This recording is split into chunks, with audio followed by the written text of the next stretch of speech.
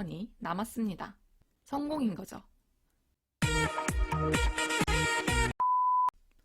안녕하세요. 자유를 꿈꾸는 지난달 제가 2월 지출 내역을 낱낱이 공개했는데요. 이번 달 역시 저의 지출 내역을 한번 상세하게 공개해 보도록 하겠습니다. 제가 2월 마지막 주부터 코로나로 강제 백수가 돼서 3월부터 30만 원으로 한 달 버티기를 할 거라고 말씀을 드렸는데요.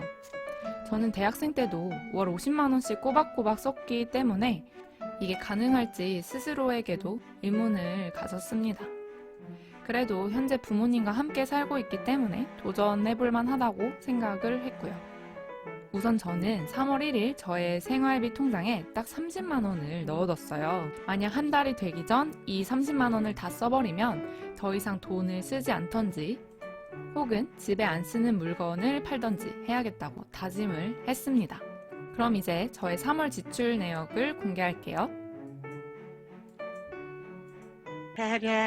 네, 목표 30만 원이었는데 지출은 41만 3,718원 초과를 했죠.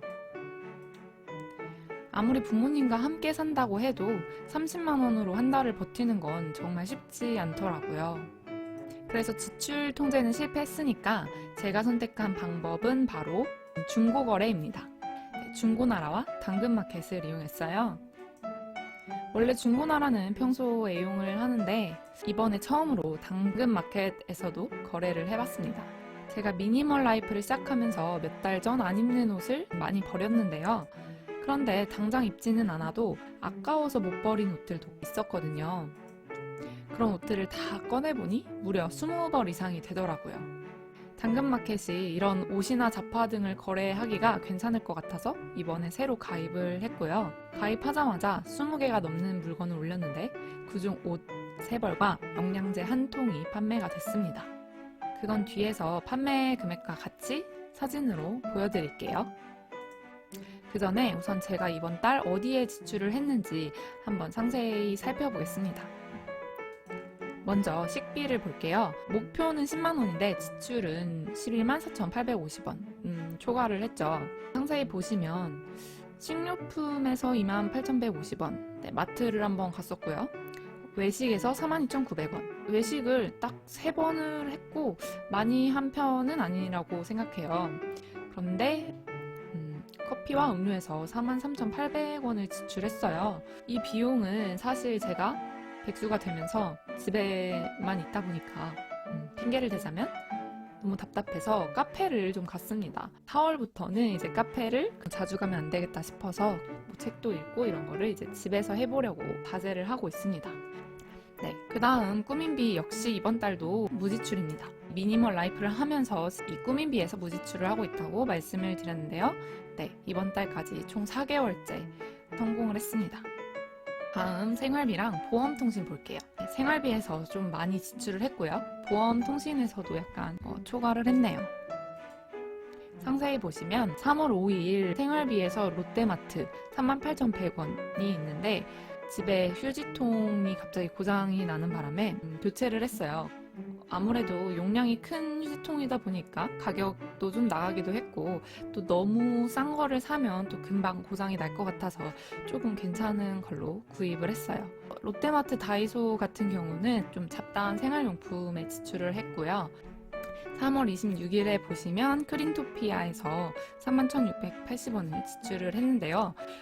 겨울이 지나가면서 이제 코트를 세탁할 때가 되었죠. 이 코트를 다 맡기다 보니까 금액이 좀 나왔어요. 보험 통신 부분에서는 크게 초과한 건 아니지만 제가 지난달에 치아보험 2개를 다 해지했다고 말씀을 드렸는데 AIA사의 치아보험이 이번 달까지 마지막으로 내야 되더라고요. 그래서 예상치 못하게 한 2만 원 정도가 초과하게 되었습니다. 다음 5번부터 9번 항목까지는 무지출이에요. 돌아다니지를 않았기 때문에 차량 유지비, 교통비 나가지 않았고요. 또 여가 생활도. 그런데 9번 자기계발 항목 같은 경우 사실 제가 책을 9권을 구매를 했는데 제가 돈이 없다 보니까 저희 아버지 회사에 복지몰이 있어서 거기에 있는 포인트가 상당히 많이 누적이 돼 있길래 책을 구입을 했습니다. 그 다음 마지막으로 경조사랑 기타 항목 볼게요. 보시면 경조사가 약간 초과를 했죠. 상세히 볼게요. 3월 같은 경우는 이제 친구 중에 생일인 친구가 2명이 있었어요. 선물도 사고, 나머지는 수수료에서 편의점 택배가, 이거는 앞서 말씀드렸던 그 중고 거래를 하기 위해서 택배비가 발생했습니다. 지출에 있어서 목표 한 30만 원은 초과를 했지만 그래도 지난달에 비하면 절반을 쓴 거라 이 지출 내역 공개가 확실히 금방 끝나는 것 같습니다. 그럼 이제 저의 중고거래 수입 금액을 확인해 보겠습니다. 자켓 35,000원, 영양제 13,000원, 그리고 원피스 만원, 이 폴라로이드 카메라 45,000원에 치코트 만원, 그리고 미니어처 향수 만원 해서 총 123,000원어치를 판매했습니다. 이 123,000원에서 13,000원은 바로 택배비로 발생이 되었고요. 그래서 순이익은 11만원입니다. 폴라로이드 카메라랑 미니어처 향수는 중고나라에서 판매를 했고요. 나머지는 전부 당근마켓에서 판매를 했어요. 결론적으로 저는 이번 달 30만원 넘게 지출을 했지만 중고거래를 통한 12만 3천원의 수입으로 이 초과 부분을 충당을 했고요. 이 중고거래를 위한 택배 비용 13,000원은 이미 저의 지출 항목에 들어가 있습니다. 표로 다시 볼게요. 초과한 금액 11만 3,718원을 중고 판매 금액 12만 3천원으로 충당을 했기 때문에 3월 말 저의 생활비 통장에는 9,282원이 남았습니다. 그러니까 이번 달 30만원으로 한 달 버티기는 성공인 거죠.